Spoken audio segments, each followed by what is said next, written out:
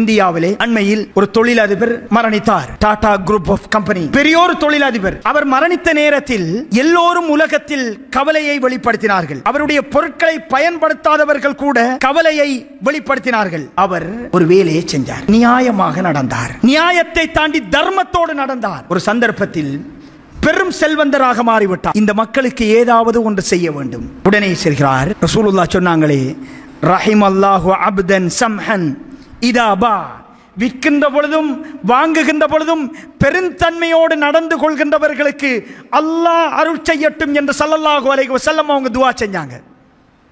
இவர் செஞ்சாரே, ஒரு கார், 1 லட்சத்துக்கு ஒரு கார். எல்லா சாதாரண குடும்பங்களும் இந்த மழை இல்லாமல் வெயில் இல்லாமல் பயணிக்க வேண்டும் என்பதை ஒரு கனவாக அறிவித்து விடுகிறார். அவர் அறிவித்து அந்த முயற்சியில் ஈடுபடுகிறார், கஷ்டப்படுகிறார். ஆனால் முடியாமல் போகிறது. கிட்டத்தட்ட 4-5 வருடங்களுக்கு பிறகுதான் அவருடைய அறிவிப்பை சாத்தியப்படுத்த முடிகிறது.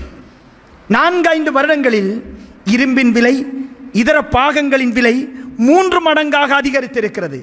1 லட்சம் ரூபாய் என்று அறிவித்த காரை 3 லட்சத்துக்கு தான் கொடுக்கலாம் இந்திய மதிப்பில்.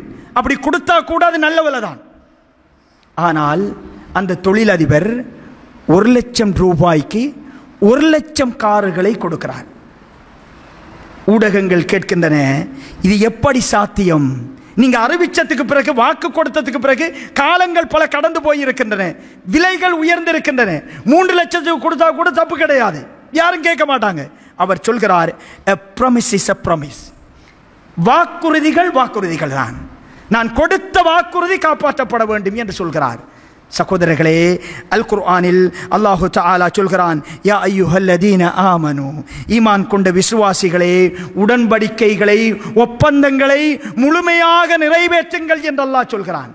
எனவே சகோதரர்களே, எங்களை நம்பி வருகின்ற வாடிக்கையாளர்கள், எங்களுக்கு கீழ் பணி செய்கின்றவர்களுக்கு சேர வேண்டியதை கொடுப்பதில் பின்னிற்காதீர்கள்.